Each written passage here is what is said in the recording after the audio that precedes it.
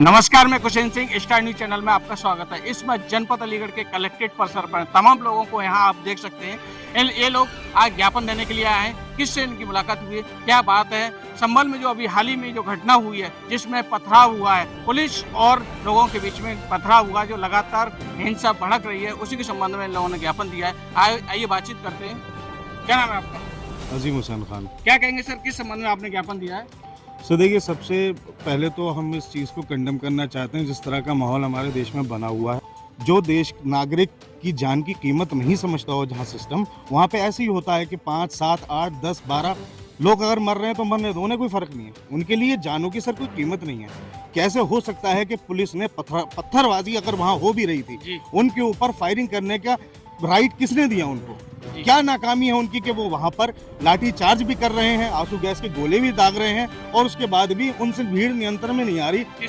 किसकी कमी मानते हैं कि आपके इतना बड़ी वहाँ हिंसात्मक रवैया अपनाया गया, पुलिस और वहाँ की जनता के बीच में इतना बड़ा पथराव हुआ, कई लोगों की वहाँ जान भी चली गई, किसकी कमी मानते हैं? सर, सबसे बड़ी कमी हमारे एडमिनिस्ट्रेशन की है। जब धारा 163 जो पिछली सीआरपीसी में 144 मानी जाती थी, वो लागू थी संभल में पिछले 7-8 दिन पहले से, उसके बावजूद वहां पर भीड़ नारे लगाती हुई मस्जिद तक कैसे आ सकती है? जी।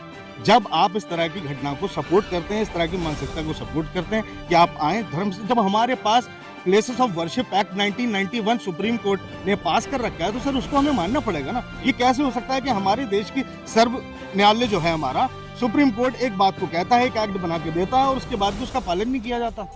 आपको ऐसा लग रहा है कि जो अधिनियम 1991 में जो बना हुआ था, जिसमें ये कहा गया था 15 अगस्त 1947 को जो हमारा देश स्वतंत्र हुआ, उसके बाद जो भी धार्मिक स्थल है उनका जो चरित्र है यथावत रहेगा। आज आप ऐसा लग रहा है कि सुप्रीम कोर्ट के जो आदेश है उसकी अवहेलना की जा रही है? सर, अवहेलना देखिए, कोर्ट एक प्रोसेस है, हम कोर्ट का सम्मान करते हैं। हमें पूरी डिटेल नहीं पता, लेकिन हाँ बिल्कुल है कि कोर्ट को गुमराह करके इन्होंने कहीं से सर्वे का ऑर्डर ले लिया। हम नहीं पता क्या कोर्ट से कहा, क्या वजह रही होगी जो न्यायालय ने उनको उसका आदेश दे दिया। ठीक है, कोई बात नहीं, सर्वे होने दिया हमने, किसी को दिक्कत नहीं सर। सारे सर्वे कराएं, हर मस्जिद हर मंदिर के सर्वे कराएं, कोई दिक्कत नहीं है। दिक्कत यहाँ पर आती है कि अराजकता क्यों फैलाई जा रही है, लोगों को गलत तरीके से फीड क्यों किया जा रहा है। पुलिस बल वहां पर ये प्रोटेक्शन दिखानी चाहिए उस समाज को जो कि माइनॉरिटी में है, आप उसके खिलाफ ही आक्रोश दिखाते हैं। आप बयान सुनिए, वहां के जो सीओ साहब हैं वो किस तरह से कहते हैं कि हम इनसे मरेंगे। मतलब क्या उनका सर, कौन मार रहा है उन्हें? पुलिस हो कि वो अपनी सुरक्षा नहीं कर पा रहे हैं। मूल रूप से आपकी क्या मांग है? हमारी सिंपल सी मांग है कि सबसे पहले इस तरह के कार्य रुकने चाहिए। अगर किसी को कोई भी ऑब्जेक्शन है किसी प्रॉपर्टी पे या किसी मस्जिद पे, मंदिर पे, किसी भी जगह पर, वो न्यायालय का दरवाजा खटखटाए, न्यायालय के आदेशों का पालन करे और जब इस तरह की कोई सर्वे होते हैं तो उसे बड़ी सहनशीलता के साथ, तमीज के साथ, कायदे के साथ और बहुत ही प्रोटेक्टिव एनवायरनमेंट देते हुए कराना चाहिए। अभी जिलाधिकारी कार्यालय आए हुए हैं, आपकी किससे मुलाकात हुई है और आपको क्या आश्वासन मिला है? सर, हमारी सिटी मजिस्ट्रेट साहब को हमने ज्ञापन प्रस्तुत किया है। वैसे हमारा ये ज्ञापन राष्ट्रपति के लिए था जी। और हमारी सिर्फ 3 बड़ी मांगे हैं।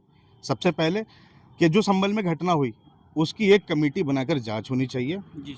दूसरी चीज़, जो पुलिस प्रशासन इसमें नाकाम हुआ, जिन्होंने फायरिंग करी, उनके खिलाफ हत्या का मुकदमा दर्ज होना चाहिए और जो लोगों की जान गई है उनको कम से कम 50-50 लाख का मुआवजा मिलना चाहिए और जो घायल लोग हैं उनको कम से कम 5 से 10 लाख का उनको भी मुआवजा मिलना चाहिए और उनके अच्छे से इलाज हो जाए और वहाँ के लोगों को, खासकर संभल के लोगों को, ये निश्चिंत कराया जाए कि इस तरह का माहौल नहीं बनेगा और उनको एक अपने सिस्टम पे, यानी कि पुलिस प्रशासन पे, न्याय प्रक्रिया पे पूरी तरह से भरोसा होना चाहिए। वरना सर, ये भरोसा अगर एक बार उठ जाता है ना, तो मतलब मैं ये मानता हूँ कि ये सब हमारे, मतलब ये देश इंडिया है, यहाँ पर सब सिटीजन हैं, सबके राइट्स हैं, किसी के राइट पामाल नहीं होने चाहिए सर।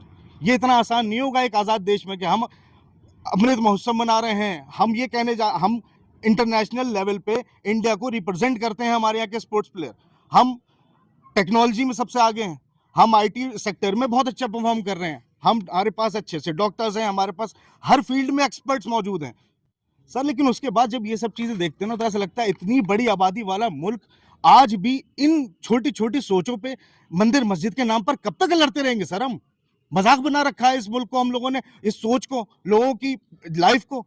आप चाइना की बात करते हैं सर, जरा जाके देखिए, वहाँ पॉपुलेशन ज्यादा है, देखिए वहां पर किस तरह की पॉलिसीज इंप्लीमेंट होती हैं कि हर घर में एक्सपोर्टर बैठा हुआ है, पूरी दुनिया की इकोनॉमी को उन्होंने कंट्रोल कर रखा है। क्यों सर? पॉपुलेशन की वजह से। क्या आपको डाउट लग रहा है कि संबल जुडिशरी के बारे में, जो कि 1 घंटे के अंदर उसका निर्णय हो जाता है, 1 घंटे के अंदर सर्वे का आदेश हो जाता है, क्या लग रहा है आपको? सर मैंने फिर आप पहले से भी कहा, अभी भी कहूंगा कि कोर्ट को गुमराह कर दिया होगा उन्होंने, जिसके चलते उन्होंने आदेश दे दिए। कोर्ट ने कोई फैसला नहीं सुनाया, सर्वे हो जाने दिए।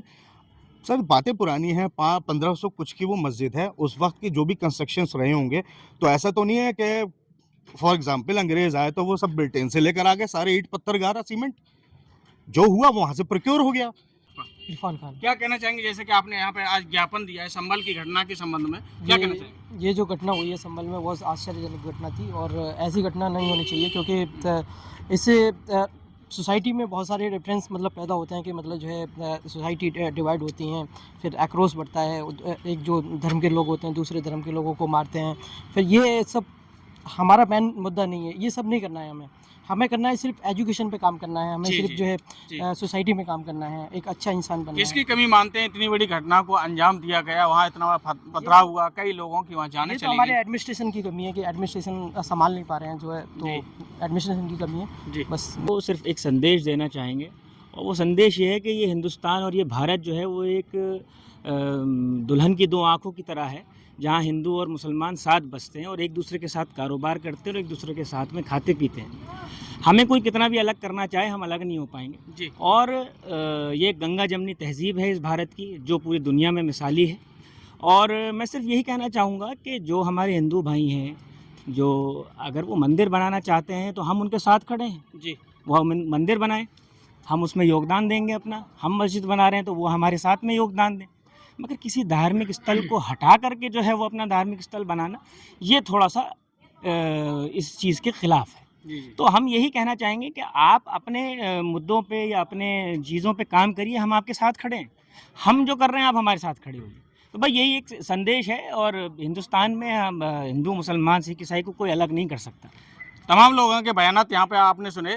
तमाम लोगों ने यहाँ पर जो आज ज्ञापन दिया जिलाधिकारी महोदय को, इन सब लोगों का ये मानना है कि जो राजनीतिक लोग हैं, जो अपनी राजनीतिक रोटी सेकने के चक्कर में हम लोगों को आपस में हिंदू मुस्लिम के नाम पर लड़ाया जा रहा है। जो जनता के मूल मुद्दे होने चाहिए, शिक्षा, स्वास्थ्य, रोजगार, आज उन मुद्दों से उनको हटाया जा रहा है। इन्होंने कहा कि जो यहाँ के जो हिंदू मुस्लिम एक दो आंखों की तरह हैं, गंगा यमुना तहजीब वाले इस देश के अंदर हिंदू मुस्लिम कभी इन राजनीतिक लोगों की इनकी राजनीति कामयाब नहीं हो सकती। सर मेरा नाम अजीम हुसैन खान है। क्या कहना चाहेंगे सर, आज आप जिलाधिकारी महोदय के यहाँ पर ज्ञापन सौंपने के लिए आए हैं, और किससे आपकी मुलाकात हुई है और किस संबंध में आपने ज्ञापन दिया है? सर मैं इंडियन यूनियन मुस्लिम लीग का डिस्ट्रिक्ट प्रेसिडेंट हूँ, और उसी हैसियत से अपनी पार्टी के कार्यकर्ताओं के साथ यहाँ के डीएम ऑफिस में आया था, बट उनसे मेरी मुलाकात नहीं पाई। सिटी मजिस्ट्रेट साहब को हमने एक ज्ञापन सौंपा है, जो राष्ट्रपति को एड्रेस करते हैं हम लोग, कि जो माहौल अभी ख़राब हुआ संभल में, उससे रिलेटेड जिम्मेदारी तय करनी होगी हमें, किनकी है, किसकी चूक है जो ये घटना वहाँ पे घटी, और जो भी वहाँ पर मिसहैपनिंग हुई, जिन लोगों के साथ हुई, जिनकी जान गई, उनको मुआवजा दिया जाए और एक निष्पक्ष जांच की जाए कमेटी गठित करके, और जो घायल हैं उनको चिकित्सा में मदद दी जाए, और उनको भी कम से कम 5 से 10 लाख का मुआवजा उनको भी दिया जाए। किससे मुलाकात हुई आपकी और क्या आश्वासन आपको मिला? सिटी मजिस्ट्रेट साहब को सर हमने ज्ञापन सौंपा है, और अब देखते हैं क्या होता है। सर अभी किसी ने अपनी जिम्मेदारी तो तय नहीं करी है कि क्या हमें उसमें मिलने वाला है, बट हमारी जिम्मेदारी है कि हम बार बार अवगत कराते रहें लोगों को, सिस्टम को, कि हम सब देख रहे हैं, हमें सब पता है, और हम चाहते हैं कि वो इंटरवीन करें।